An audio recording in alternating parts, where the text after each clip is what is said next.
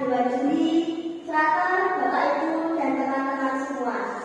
Salam sejahtera bagi kita semua.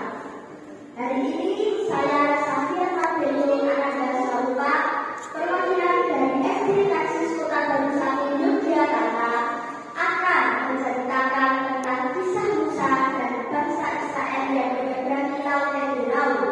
Diambil dari kitab Keluaran bab 14 ayat 15 sampai 31. Begini ceritanya. Pada saat itu bangsa Israel sedang dikejar oleh pasukan Firaun dari Mesir. Dan pada saat itu juga berfirmanlah Tuhan kepada Musa, "Mengapakah engkau berseru-seru kepadaku?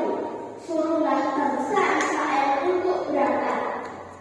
Dan engkau angkatlah tongkatmu, ulurkan masakanmu dan belahlah airnya, supaya bangsa Israel dapat berjalan di tengah-tengah laut yang kering itu. Dan sungguh aku akan mengeraskan hati orang Mesir supaya menyusul bangsa Israel. Dan kepada Firaun dan pasukan-pasukannya aku akan menunjukkan kemuliaanku kepada mereka." Lalu bergeraklah malaikat Tuhan dan kakinya berjalan di depan orang Israel, lalu berjalan ke belakang orang Israel. Juga bergeraklah tiang awan itu yang tadinya berjalan di depan orang Israel, lalu berjalan di tengah-tengah orang Israel dan tentara Mesir.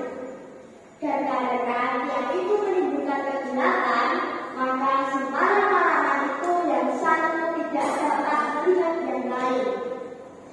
Lalu Musa mengangkat tongkatnya, mengulurkan tangannya, dan membelah air itu dengan perantaraan angin timur yang keras, sehingga bangsa Israel dapat berjalan di tengah-tengah laut yang kering itu.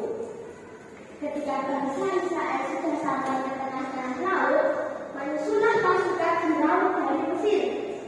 Dan pada waktu jaga pagi, Tuhan yang di dalam tiang awan